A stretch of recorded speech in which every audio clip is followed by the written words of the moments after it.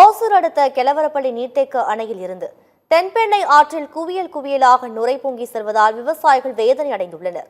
கூடுதல் தகவல்களை எமது செய்தியாளர் மணிகண்டன் வழங்க கேட்கலாம். மணிகண்டன் வணக்கம். இது தொடர்பான விவரங்களை நீங்க பதிவு பண்ணலாம். வணக்கம் தீபிகா. ஓசூர் அடுத்த கெலவரப்பள்ளி நீர்த்தேக்க அணையில் இருந்து தென்பெண்ணை ஆற்றில் குவியல் குவியலாக நுரை பொங்கி செல்வதால் விவசாயிகள் கவலை அடைந்துள்ளனர். கிருஷ்ணகிரி மாவட்டம் ஓசூர் மற்றும் கர்நாடக நீர்பிடிப்பு பகுதியில் தொடர்ந்து பெய்து வரும் கனமழை காரணமாக ஓசூர் அடுத்த கெலவரப்பள்ளி நீர்த்தேக்க அணைக்கு நீர்வரத்து தொடர்ந்து மூன்று நாட்களாக 1126 கனஅடி நீர் வந்து கொண்டிருக்கிறது.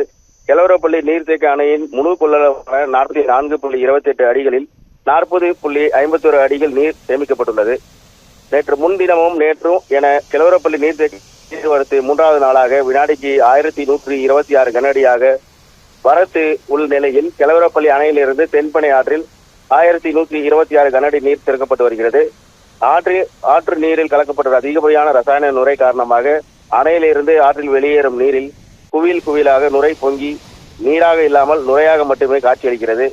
ஆற்றில் செல்லும் பொழுது நுரைகள் ஆர்ப்பரித்து செல்கிறது.